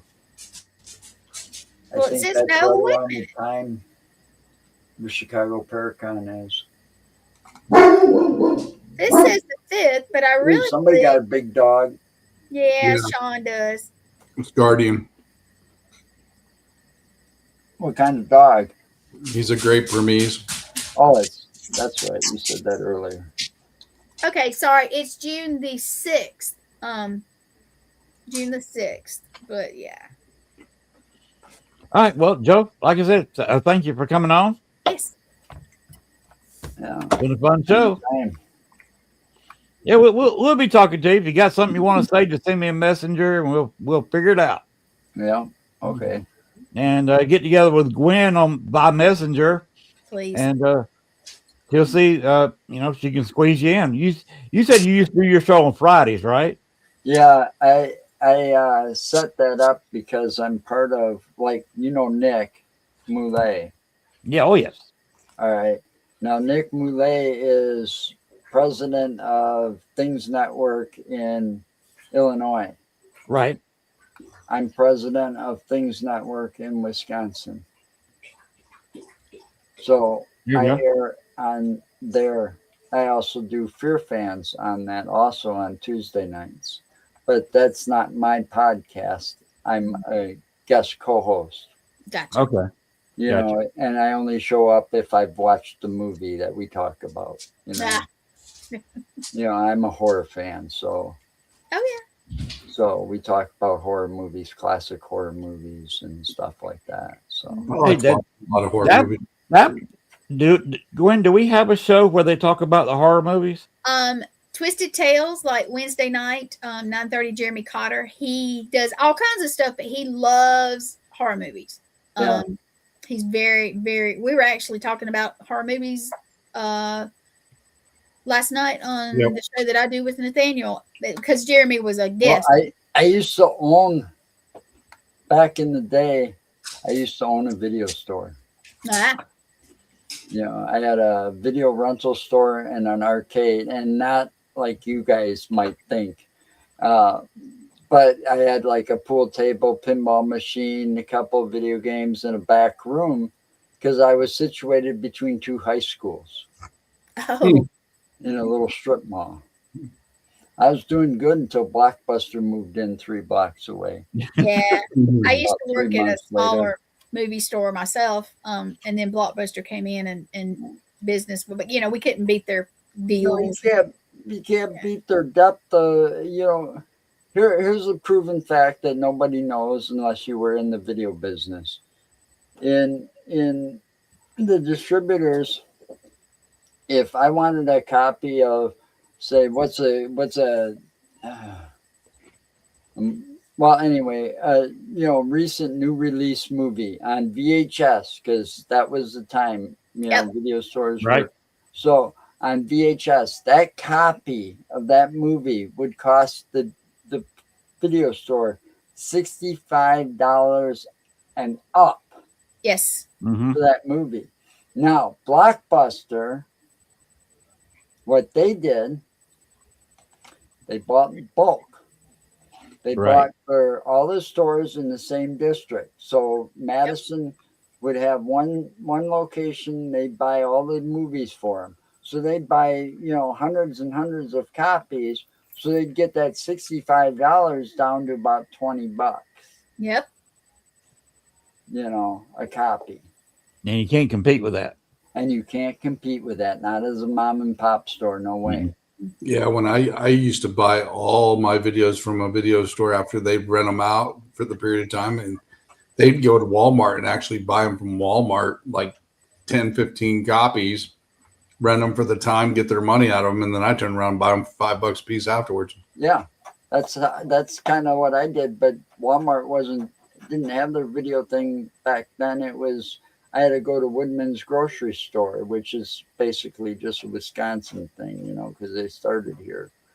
But they had their own video business, and then their two owners or the two managers of the two different Woodmans or whatever got together and created Doorstep Video, and then later Blockbuster bought them out. Yeah. Blockbuster bought out a lot of the mom and pop stores. Oh yeah. You know, and yeah, they just turned to crap after that.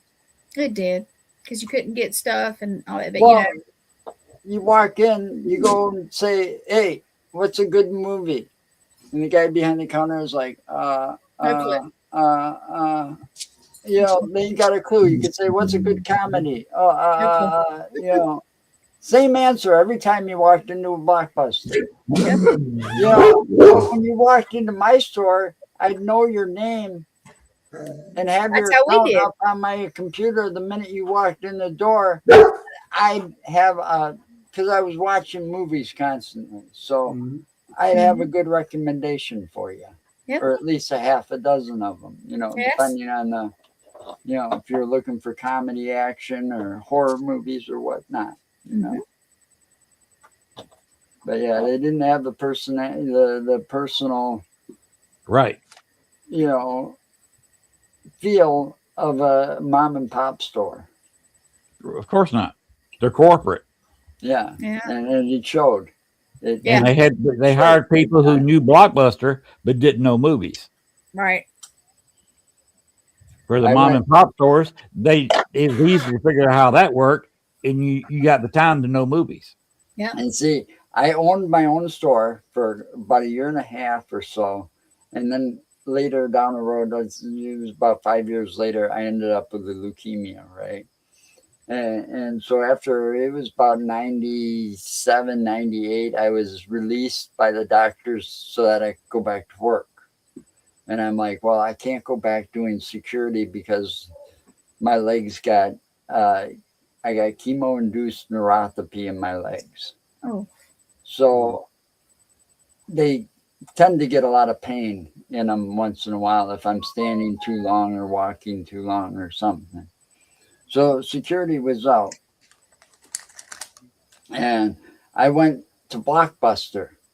Hell, I'm qualified. I managed a chain of video stores for, 3.5 years before I owned my own store and stuff like this. Oh, you're too overqualified. We can't pay you enough. That's what I got told by Blockbuster. Oh, wow. I said, I'm not hiring I'm not applying to be management. I'm applying. I don't care what you pay me. I just need something to do. Oh, we'd have to put you in management and we can't pay you enough. Like, Corporate. Oh, I've well. never been told that before, that I was too overqualified for a job until that day. I got told that by the Columbus, Georgia affiliate of Coca-Cola. You know, I worked. I can make a joke out of the Coke thing. You know that, right? You know, I worked in security. I was well sought after by all the security companies in Madison because I worked for the best, Pinkerton.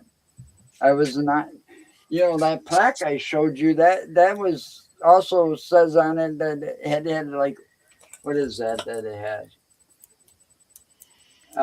CSO next after my name, which means that I was certified security officer. I was certified by Pinkerton, but I was also had supervisor training and all of that because when I left, I kept my sergeant's badge because I was a sergeant. I still wear my sergeant's stripes on my leather coat, you know, because I earned them. But I was so good at what I did that it got out, and every security outfit wanted to hire me. You know, I was like well sought after, and I always had a security job before I got the leukemia. And it's like I even turned one down because they wanted me to be armed in this, you know, low income neighborhood. And it's like, you know, I don't want to be armed. I said, I'll get more respect for people if I don't carry the gun, you know? And they said, nope, you can't do that. I said, well, then I can't work for you, you know, because I didn't believe in carrying guns. As a security officer, you don't need them, you know, especially if, you know, when I was working as a uniformed security or bouncer in a bar, all you had to do was treat them like they were people, not a bunch of drunks. You know, and 9 times out of 10, the person would give his keys up to me, and so I give him the bartender and call him a cab home. You know, or they, you know, I'd take them outside and they'd cool off, and it's like, you really don't want me to call the cops just because you got a disagreement with your buddy. You know, I was able to de-escalate it without having a firearm. I could do that in the neighborhood just as well as a bar. You know. Big deal. Well, guys, I hate to end it, but it's been 2 hours, and I know lots of us have other stuff we got to do too. So I'm gonna tell you good night, Joe, and I have a date with a meatloaf. Oh, nice. That sounds good. So, Joe, it's been fun. We'll be talking to you. And talk with Gwen about on Messenger. And if you got something to say to me, say it by Messenger. You can reach me easiest that way. Yeah, I got to get a hold of Greg. Oh, yeah. Greg will like that. Yeah, you can meet up with Greg at Paracon you're going to. Greg's still a great guy. You know him as well as I do. Yeah. He's very cool. All right. You have a good night, Joe. We'll pull you down, okay? Have a good one. Good night, Joe. Well, that was cool. That was a fun show. And, of course, he mentioned Dale Kazmarek, and that's back in my sphere when I was in Chicago. Yep. So it's fun talking to some of the older guys that's investigated, you know, the Wisconsin, Chicago area. I enjoyed you and Greg also when you guys were together. That was cool. Yeah. By the way, next week I have Dark Hollow Paranormal. Okay. Where are they from? You know, I don't remember. I'm gonna look it up. Look it up. I will. And I'm probably gonna be. I'll have to borrow Gail's that she bought for New Orleans. I don't have to get her cat leashes because this is a paranormal group. It's not gonna be one person. It's gonna be 4 or 5 people, and I'll be herding cats during the whole show. I herd cats all the time. So welcome to the club. I've had about 8 or 9 people on my show before. Yeah, you can only have 10 screens. Yeah. You can have 10 screens. Well, as a comment to what you just said, Gwen, I've only got one word to say. Meow. You're so funny. Jesus. Oh my goodness, you're so He's got something strong in that tea he's drinking. I think maybe so also, yes. All right, go ahead and take us out, but play the little video that says New Orleans Paracons, the video that I come up with some jazz music instead of that rock, and I don't change, the picture doesn't change.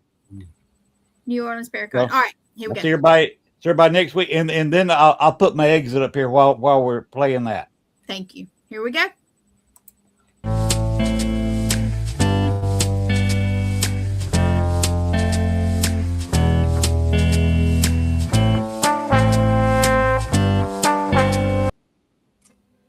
Whoops.